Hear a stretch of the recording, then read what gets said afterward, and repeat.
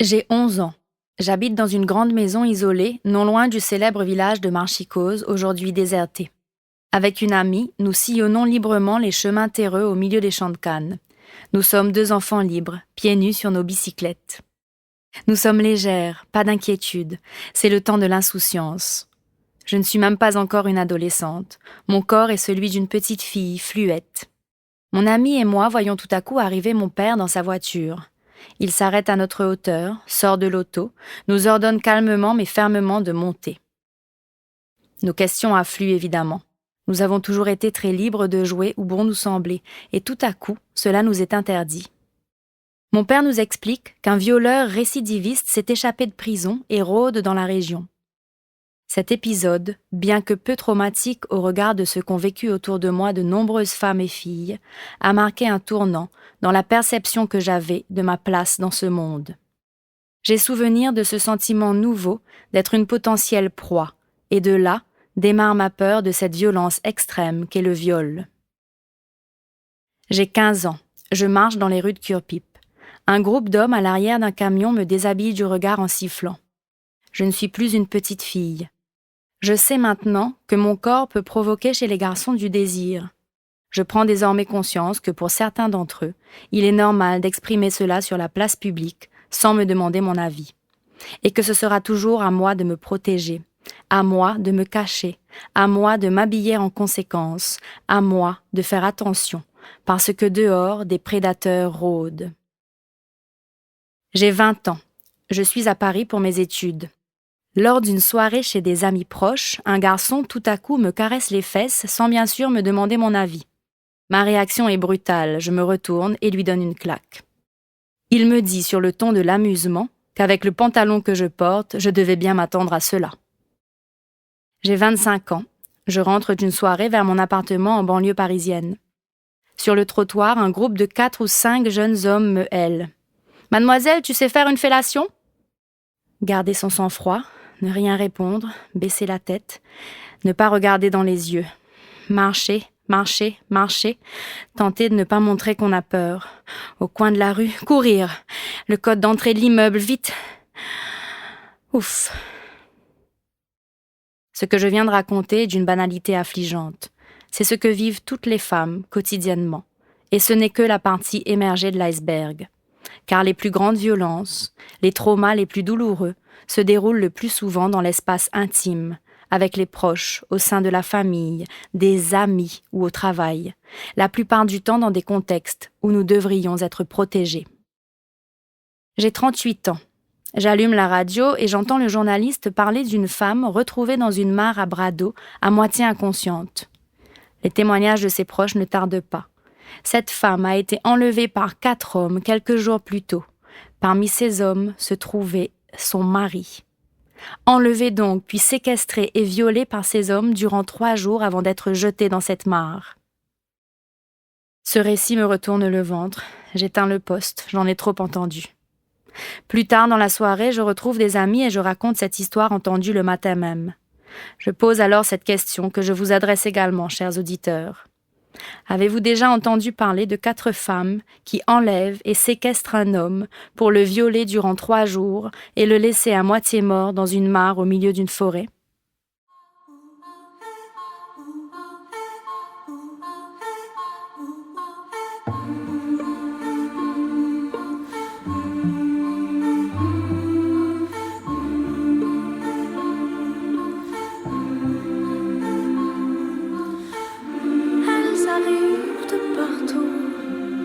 Trembler les loups.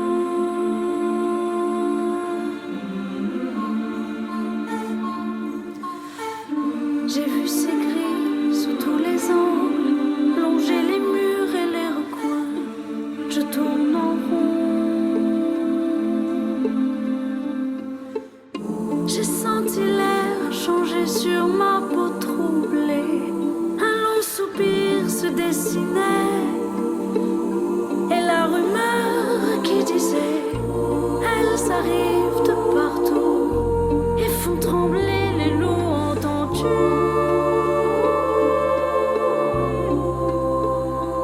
Hurlements sourds et c'est pas lourd qui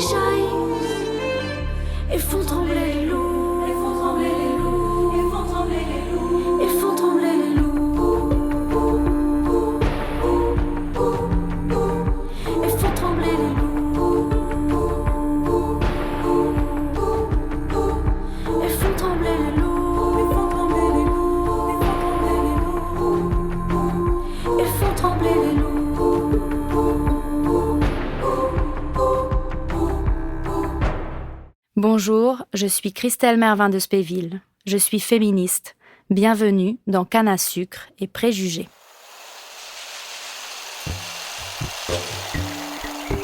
Canne à sucre et préjugés.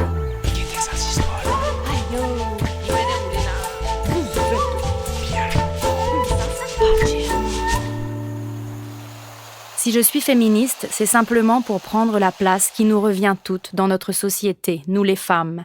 C'est pour avoir le droit d'exister pleinement. La violence à l'égard des femmes, les atteintes à leur corps, qu'il s'agisse de violences sexuelles, de violences domestiques, de violences gynécologiques et médicales, ne se résument pas à quelques cas isolés, à quelques incidents. C'est ce qu'on appelle une violence systémique. Le concept de violence systémique englobe toutes les formes de violence dont les femmes sont victimes en raison de la façon dont notre société fonctionne.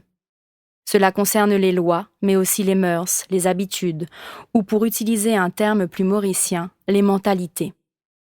Dans son article « Les femmes et la loi », publié dans le livre « Women in the Making of Mauritian History », Shirin Omirodi-Zifra donne quelques détails sur les droits des femmes avant les années 1970. Époque à laquelle les Mauriciennes ont commencé à se mobiliser pour réclamer une réforme du droit civil.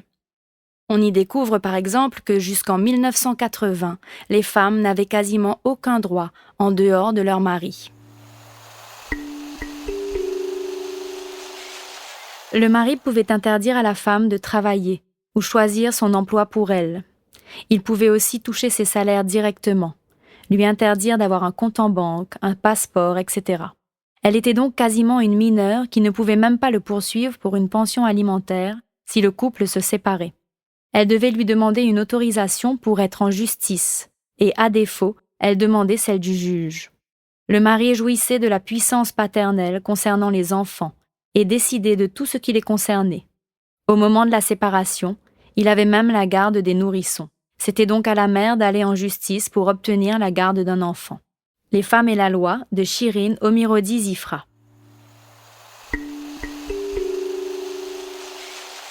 Voilà donc à peu près le cadre légal dans lequel vivaient les femmes avant les années 80.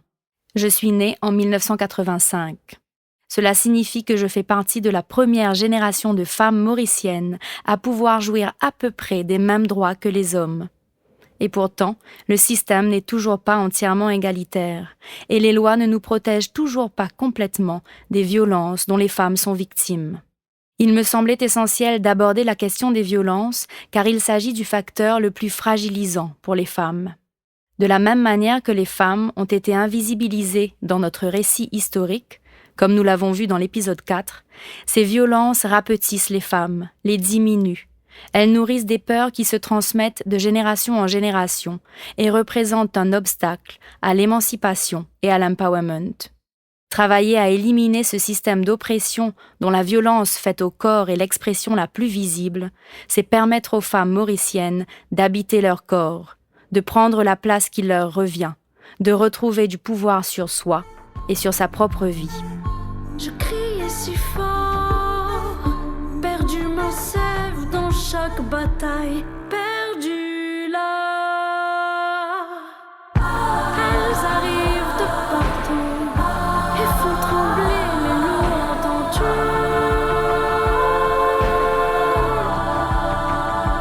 Hurlements sourds et c'est pas lourd qui jaillissent et font trembler les loups.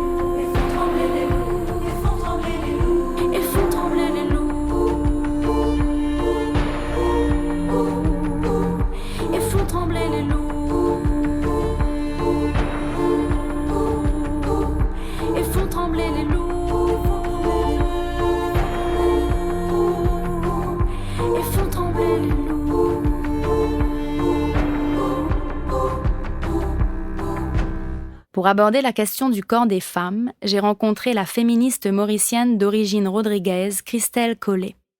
Christelle est une chercheuse pluridisciplinaire. Elle est une experte de l'inclusion sociale qui se spécialise dans les domaines de la race, du genre et de l'intersectionnalité, et qui adopte une approche décoloniale par l'écriture, l'art et l'engagement communautaire. Elle est coéditrice et co-auteure du livre Women in the Making of Mauritian History. Le parcours personnel et académique de Christelle, que j'ai découvert dans ces 2 articles publiés dans le livre, ont été une source de réflexion pour moi, et j'ai souhaité l'entendre pour cet épisode. Entre la France et Maurice, décalage horaire, vie de femme, vie de famille et vie de mère que nous sommes toutes les 2, la prise de rendez-vous a été une épopée. C'est finalement en fin de soirée à Maurice, début de soirée pour elle en France, que nous avons pu nous rencontrer via une plateforme de vidéoconférence. Déjà, si nous causons l'histoire de la situation femme, me paraît si souvent moi de l'extérieur me content lire journal Maurice et surtout lire me content lire comment section dans les réseaux sociaux qui vient me content lire man commentaire mais envie man commentaire dans les réseaux sociaux il donne une indication un peu côté mauricien nous en général hein, bien sûr nous tout pas pareil hein, mais en général qui va l'attitude envers pour certains sujets. Quand par exemple à chaque fois il y en a une jeune femme qui est toujours mineure qui accuse un homme majeur de statutory rape hein, vous avez déjà dit qui était et quand on get en commentaire et même ou soit des fois il y a une accusation de viol et souvent même d'abus physiques de certaines femmes. Souvent dans les commentaires, il y en a peut dire ah mais sûrement une rodée. Enfin, il y a beaucoup de victim blaming. La femme à Maurice donc toujours comment dire là ne pas cause égalité des salaires ne pas cause tout ça là ne pas cause vraiment leur attitude la ground roots attitude de tous les jours et là une gros problématique de comment la femme est vue. Et là, c'est un sujet. Sinon, quand toujours dans certains mindset, en tant que société en général, hein, dans l'attitude qui nous est envers femme, si une femme a été abusée, violentée, ben, si on en est une rodée. Si une petite fille peut dire ça, ben, cette fille la même, qui une rodée. Et là, l'attitude envers femme tout court, il est encore bien archaïque. Ça, c'est mon point de vue. Donc, il fait que, si à ce là moi, je peux venir pour dire, voilà une cause aux problématiques femmes et femmes noires, mais on dirait est-ce que la société est prête à voir ça? Mais l'impression, c'est la partie, on va dire, universitaire, académique, diminué, littéraire, un certain, on va dire, groupe élite, malheureusement, qui commence que sur ce sujet-là. Qui fait les tabous, c'est parce que la femme a encore toujours vu, c'est un problème, dis-moi pas qu'on comprend qu'il y a un problème, c'est un problème, en fait. Il y a tellement problèmes qui sont tellement normalisés, ils font partie la culture mauricienne qui une femme mentionné qui ont un peu sifflé il peut faire un commentaire là pour ma recherche il me fait pour ma thèse là il a l'écho une femme noire mais qui va une femme que je mentionné dimon pe banzom pe faire un commentaire dégradant envers eux et quand il y a une vague de MeToo là à Maurice il y a quelques années il y a 2-3 ans fini une vague de mauricienne qui peut partager l'expérience de MeToo et dans le commentaire ben banzom peut dire aïe ben nous apprenons comme un compliment ah mais normal il n'est plus capable de dire bonjour c'était n'est plus capable de faire un compliment il est tellement normalisé en fait d'agresser la femme a été normalisé. C'est normalisé dans la culture mauricienne. Est-ce que ça remonte au temps colonial? On va savoir. C'est bon, peut-être on pourrait explorer. D'agresser la femme a été normalisé. Se faire toute petite quand on est une femme aussi.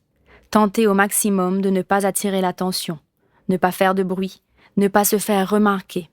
Mon amie Sandrine Ragounot est comédienne et conteuse. Dans le cadre de son travail, elle est amenée à voyager souvent dans les transports en commun et me raconte une expérience qu'elle a vécue et qui, à mon sens, en dit long sur la façon dont le corps des femmes est sans cesse diminué, y compris dans l'espace public. Je prends souvent les transports en commun. Les femmes se taisent beaucoup trop dans les transports en commun, je trouve. Et il m'est arrivé une chose qu'on appelle le mansplaining, qui est le fait d'écarter les jambes, surtout pour les hommes, d'écarter les jambes quand on est sur un siège ou un petit banc dans les bus ou le métro express.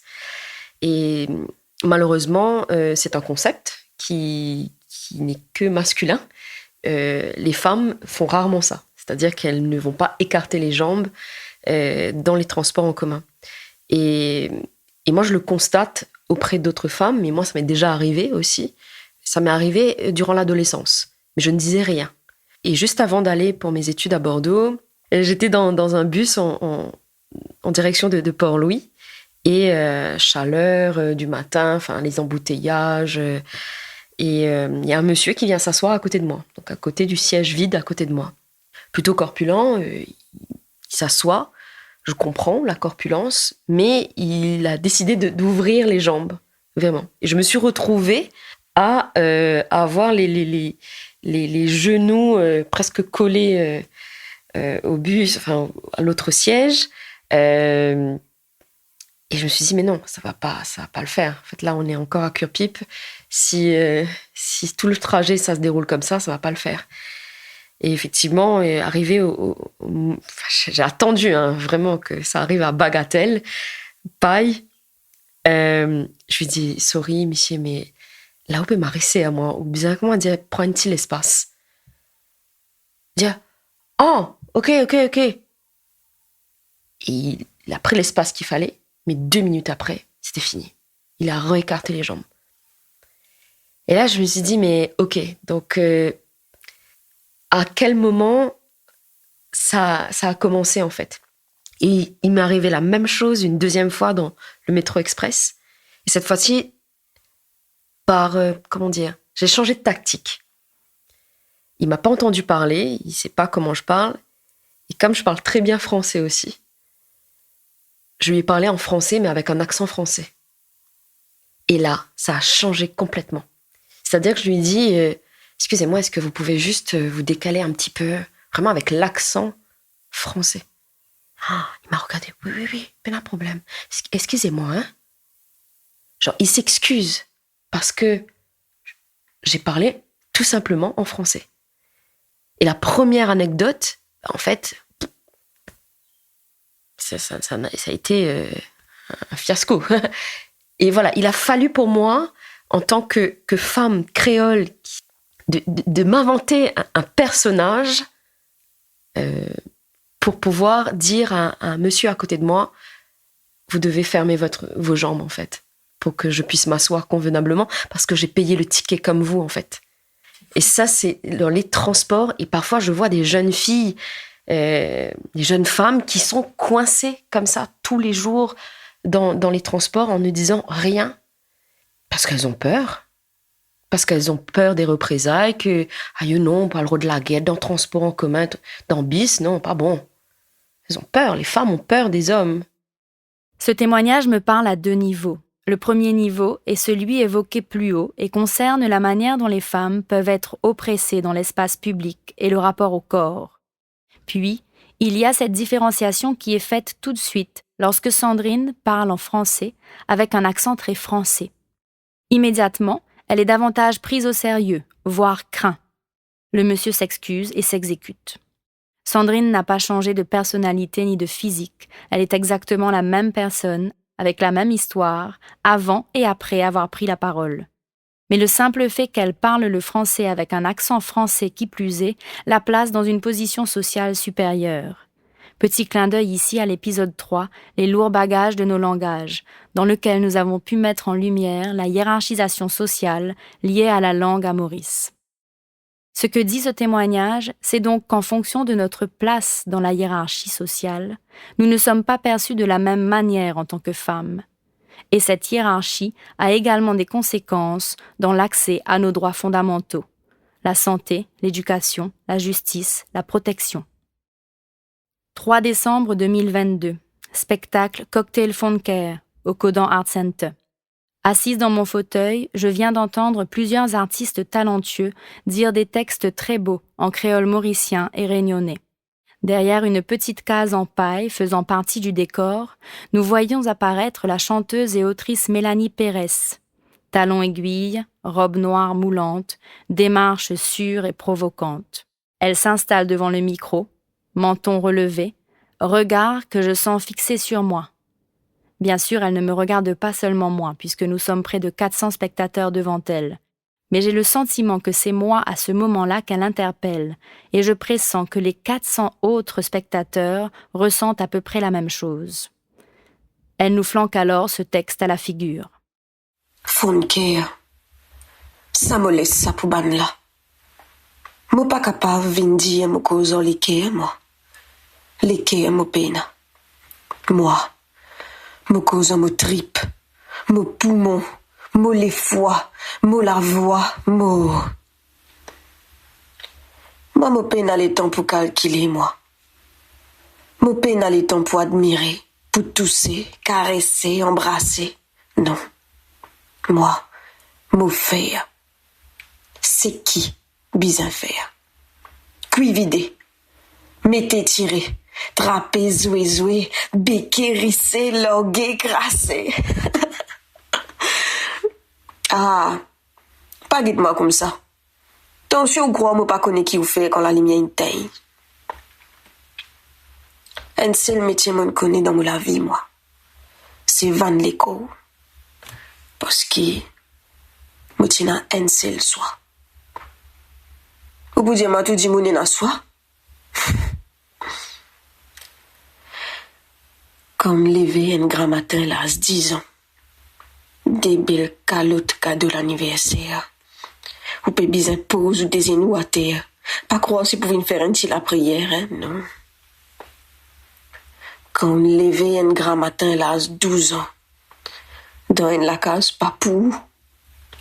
Ou séver une colle collée. Ou la bouche patchak ou l'écho une casse cassée. Pas croire qu'il y a une belle fête pour la veille.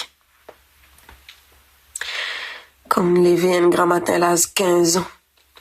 Des actes d'entente ou pas connaître qui s'en a une mettre salade ou pas t'y croire, moi j'ai plus content, les remplir des livres légumes, si pas un livre même. L'école. Faut pas de l'école, moi. Qui travaille, moi, pour travail. Lire. Moi pas qu'on lire, moi. Mais casse moi qu'on compter. Casse compter, qui te t'y crois, moi bête. Non. Moi pas tiens à l'autre soi. Appelle-moi comment te roulé. La sari, sakal, namsal, tout ça là, moi-même, ça. Seulement, devinerons de moi-même. Oh, cravate, soulier, vernis, belle, le to, tip, poto, toi, là. Tu peux faire croire que même mari. Seulement dans noir. Devine même. Mais les temps à soi, moi, l'air une vini. Mon poudre, mon figure. Et que mon dignité.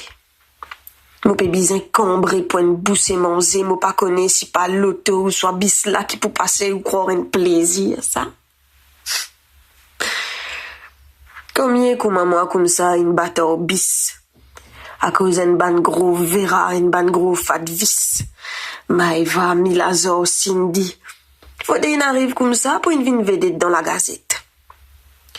Pas croire si pas pour la police, si pas pour l'hôpital, pour le plein de douleur.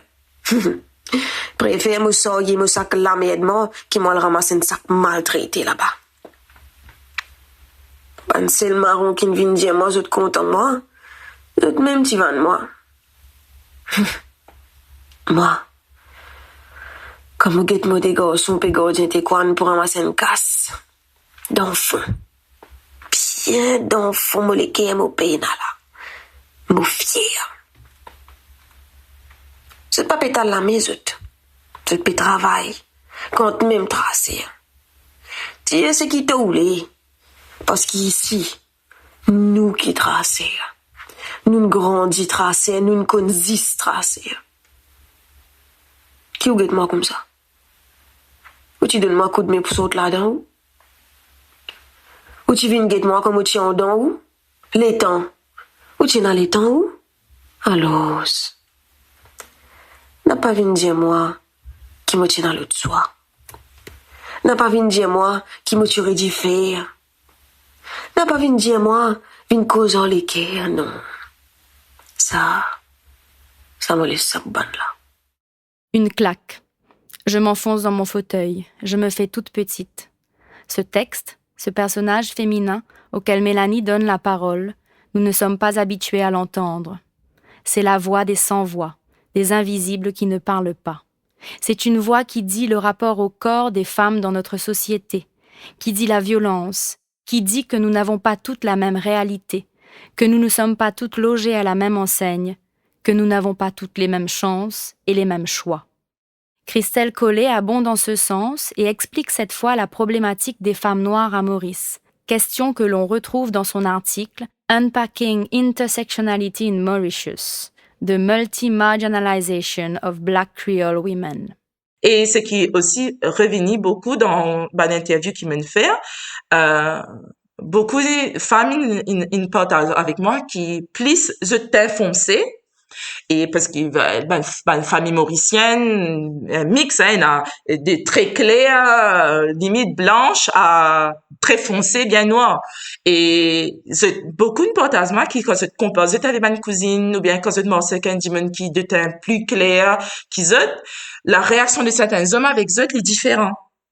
Je senti qu'il y a un homme donne plus respect à une femme qui plie claire et quand je plie noir plie comme je dis à nation là je puisse permettre de dégrader et moi me penser c'est peut-être un truc intéressant à explorer plus tard, une recherche peut-être intéressante pour voir est-ce que ça remonte à la période de l'esclavage où les femmes qui étaient mises en esclavage noires c'était les hommes tenaient la carte blanche pour faire ce qu'ils ont envie avec une femme-là.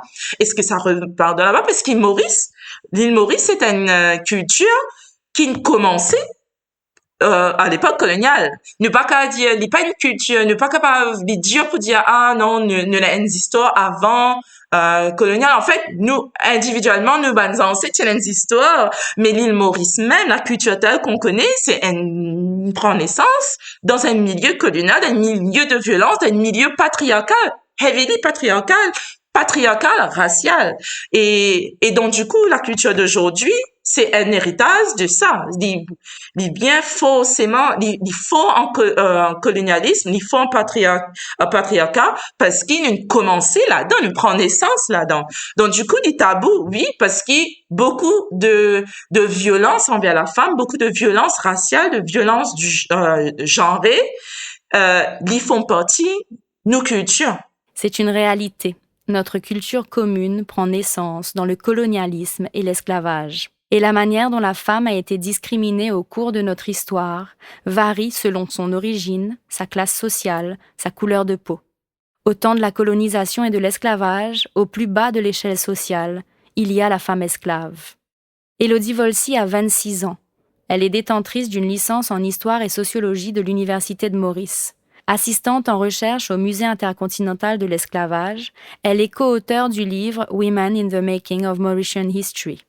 Pour elle, les femmes esclaves étaient déjà plus discriminées que les hommes esclaves, de par leur statut de femme. Je rencontre Élodie au Musée intercontinental de l'esclavage. Il pleut des cordes, des portes claquent. L'entretien a lieu dans le tumulte des travaux du musée, où Élodie a pris le temps de répondre à mes questions. Et quand on parle à l'esclavage, on a cette image stéréotypée d'un homme dans un champ de canne, par exemple. Alors que l'esclavage, c'est plus que ça, et l'expérience d'un esclave, même de tous les hommes esclavés, n'était pas la même. C'était pas une expérience similaire pour tout le monde. Et pour les femmes, c'était encore plus différent que la condition des hommes. Parce que, justement, elles étaient emmenées pour d'autres raisons, d'autres activités différentes que celles des hommes, mais aussi elles avaient des niveaux d'exploitation, on va dire, beaucoup plus exploités que les hommes, économiquement et aussi sexuellement. Juste le fait d'être une femme rend son expérience différente pour différentes raisons.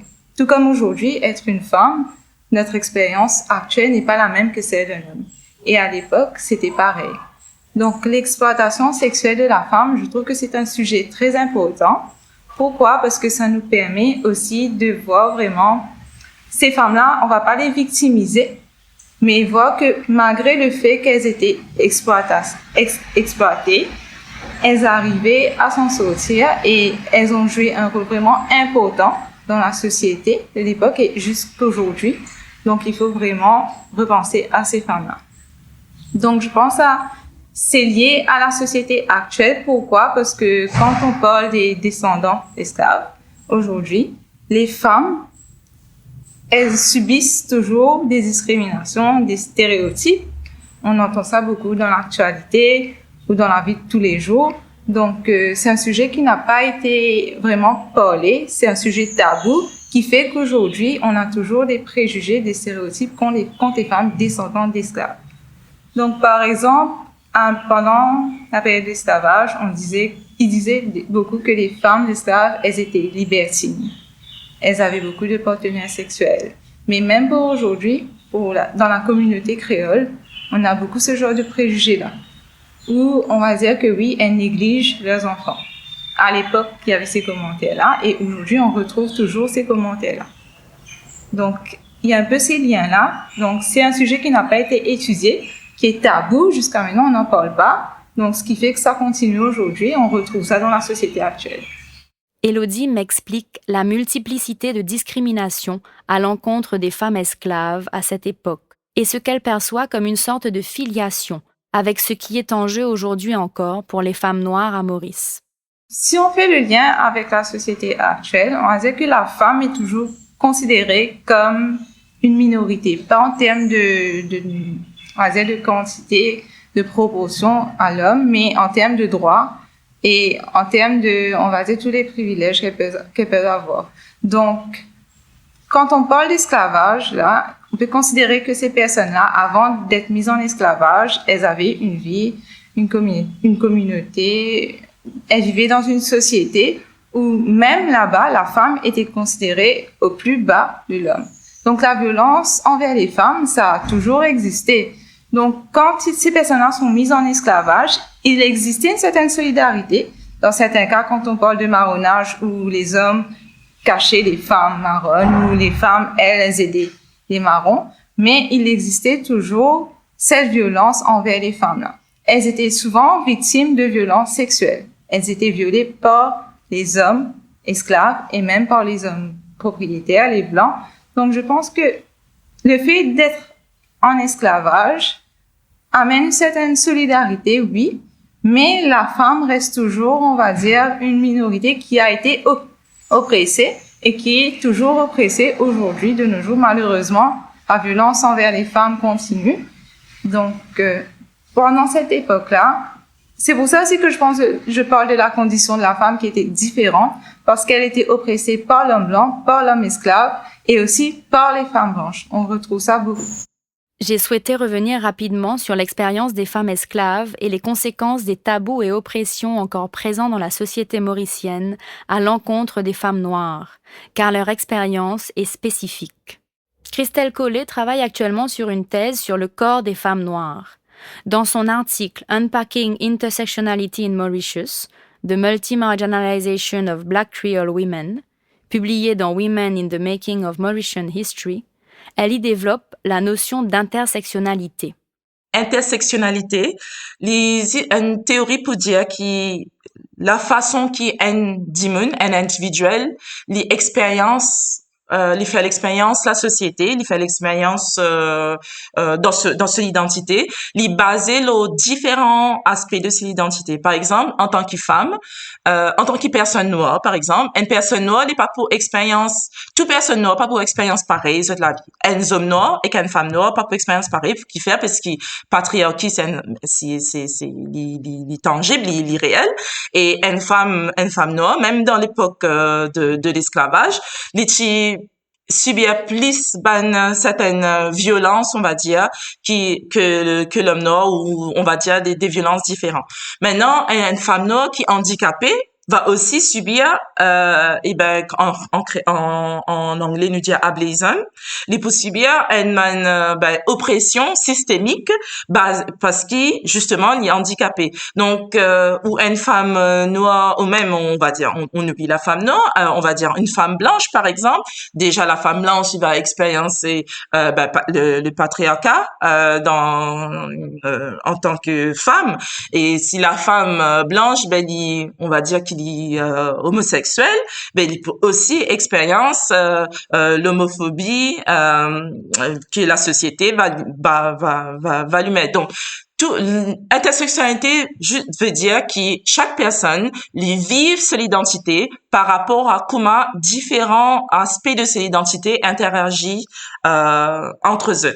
Donc, qui ce soit sur l'orientation sexuelle, sur niveau sur classe socio-économique, sur couleur à la peau, même dans même communauté, nous cavale pli en bas, mais voilà, c'est ça qui ça veut dire, c'est qu'il y a plusieurs affaires qui tournent, n'est pas aussi simple qui tout femme noire expérience mêmes affaires, tous hommes noirs expérience mêmes affaires, tout femme blanche expérience mêmes affaires, voilà, les plus nuancés qui ça. Le terme intersectionnalité a été utilisé pour la première fois en 1989 par l'afroféministe Kimberly Williams Crenshaw pour parler spécifiquement de l'intersection entre le sexisme et le racisme subi par les femmes afro-américaines. La notion a ensuite été étendue pour englober toutes les formes de discrimination qui peuvent s'entrecroiser. Pour les partisans du féminisme intersectionnel, cela permet d'aborder la complexité du monde tout en maintenant l'élan politique qui porte la plupart des acteurs et actrices de ce milieu. Mais certains intellectuels y voient un danger, celui de diviser et de figer des identités, de cloisonner. Christelle Collet m'explique pourquoi, selon elle, au contraire, le vrai féminisme est un féminisme intersectionnel. Vous entendrez par moments la voix de sa petite fille. Christelle Laberce se déplace et tente de la rassurer tout en développant sa pensée. J'ai adoré ce moment où vie professionnelle et vie personnelle se croisent pour se nourrir mutuellement. Pour moi, personnellement, le vrai féminisme, c'est un féminisme intersectionnel. Donc, ce que ça veut dire, c'est qu'il y a un féminisme qui prend en compte qu'il y a une diversité dans la communauté de la femme. Pour moi, c'est un mouvement de rassemblement.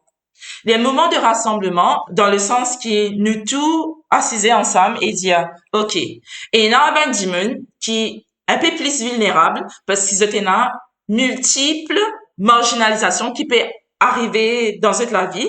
Donc, nous pour prendre en compte ça, ne pas pour, féminiser les affaires, on a une approche plus holistique. Donc, si moi, je peux venir et qui me peut dire, mon vie challenge le fait une femme ait une égalité des salaires, mais mon vie était, est-ce qui fait certaines femmes, se une égalité des salaires? C'est pas juste le fait qu'ils sont femmes, mais une femme aussi peut une égalité des salaires envers une autre femme parce qu'ils sont handicapés. Parce qu'ils sont sortis dans surtout dans le contexte mauricien, qui me trouve bien bizarre toujours, qui n'a dit même j'ai interview au travail, on copie des mazottes qui collent cette année. Parce qu'ils collent qui doit aller pour déterminer si tu es bon dans ton travail à 30 ans. Je veux dire, il y a tout les affaires comme ça que tu sortis, si tu mets l'adresse, il y a plein de monde me causer, je veux dire, les autres CV, mais je pas mettre cette l'adresse, mais je pas envie de montrer qu'ils se restent dans cité par ici, cité par là-bas. Je donne l'adresse à une famille qui reste d'un endroit un peu plus respecté à Maurice. Donc, l'intersectionnalité, c'est ça qui veut dire, c'est que quand nous payons cause égalité des salaires, nous prenons en compte qu'en tant que femme, il y a plusieurs affaires qui certaines femmes, il y a plus de challenge parce qu'ils ont les autres aspects dans la vie qui fait qu'il y a un obstacle qui vient encore plus rajoute le fait qu'ils ont une femme tout court. Donc, ça veut dire que moi, en tant que femme, je suis solidaire avec toi. Moi, une femme noire, moi, une femme bisexuelle, moi, une femme qui naît Rodrigue, donc à Maurice, moi, mon propre challenge. Mais le fait qu'ils me vivent en dehors et qu'ils me acquérir une nationalité d'un pays occidental, me gagne un certain privilège. Demain, moi, le Maurice, il me peut cause une plateforme, me visa réaliser et me peut une solution avec un groupe des autres femmes, me réaliser qui, me perspective peut venir peut-être avec le fait qui pendant des années, me vivent en dehors Maurice et qui me vivent certains privilèges, me accouche 4 enfants en dehors Maurice et certaines perspectives d'accoucher à l'île Maurice me paye en tant que femme noire. Et les privilèges, et c'est ça, donc, dans le mouvement de féminisme intersectionnel, l'idée, c'est que ça, féministe, analyse cette situation. Qui privilège mena dans ma vie? Qui a fait qui mena, qui fait que, comme on discute de certains sujets, peut-être qui me pas pour une certaine perspective, qui, un autre dimanche qui est dans tel obstacles qui moi me paye li capable donc, peut-être qu'il m'est capable de donner un peu plus sa parole, m'est capable de centrer un peu plus cette situation pour lui, parce que moi, m'est capable de résoudre un problème pour moi, mais pour ça, dis-moi, ce problème a encore existé parce que qui certi si ne peut gagner égalité la paye, mais qui ça dit maintenant il pas pour gagner même ça travail là en premier lieu. Parce qu'il dans ce résumé, il met tel endroit, tel l'école d'inallée, ce nom, un nom qui peut-être dit maintenant peut finir mettre une identité là sans le rencontrer à cause il se basé le nom, mais ne pas capable cause égalité sans qu'il nous guette qui va les autres problèmes qui nous va pire et non. Ça veut dire qu'il a une compassion envers la personne et qu'il m'a respecté que la personne vive certaines choses et qu'il nous vise centrer ça dit là, c'est une problématique pour qu'ils nous tous sortent gagnants en fait.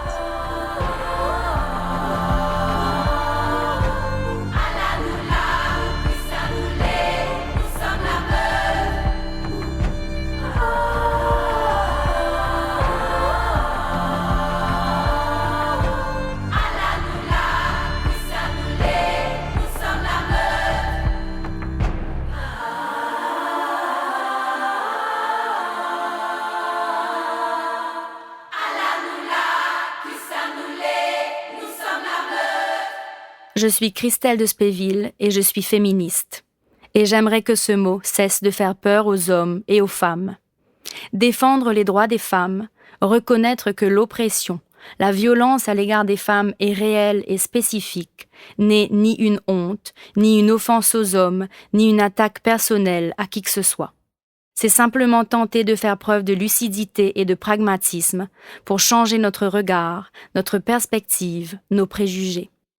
Dire que l'on est féministe, c'est déjà un premier petit pas pour affirmer sa présence et son existence propre en tant que femme. C'est exprimer une revendication légitime, c'est cesser de diminuer et minimiser les problèmes auxquels nous devons faire face, c'est se mettre debout.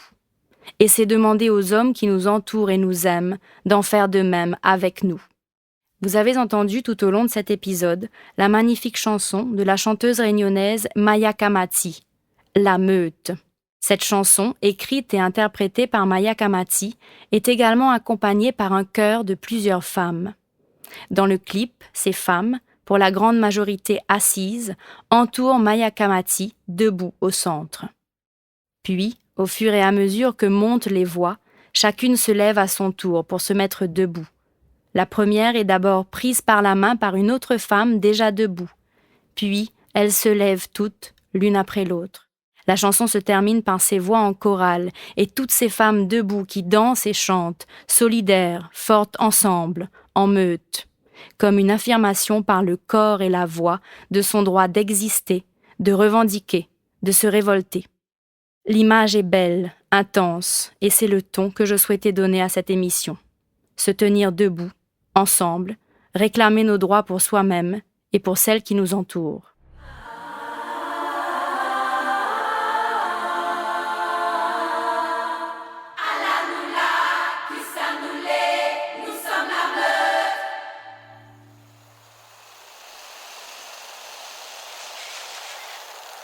Cette émission a été produite par Shakti Kalikan de l'Époque Studio et financée par l'ambassade de France. Elle est présentée et réalisée par Christelle Mervin de Spéville. Mixage par Silvano Alcide de Prodcom. La communication de l'émission est assurée par Alia Chojou. Merci au groupe Patiatan pour le générique de l'émission. Un immense merci à Christelle Collet, Elodie Volsi et Sandrine Ragounot pour leurs témoignages et éclairages. Ma gratitude va également à Mélanie Pérez pour son texte bouleversant qu'elle a accepté de partager avec nous. Vous avez entendu le morceau « La Meute » écrite par Maya Kamati et composée par Maya Kamati et Marie Lanfroy. Merci à elle pour cette sublime chanson. Je dédie cet épisode aux femmes qui m'entourent, ma mère, mes sœurs, Shakti et Alia, mais également aux hommes qui me soutiennent, en particulier mon mari Stéphane qui m'accompagne avec patience dans la réalisation de cette émission.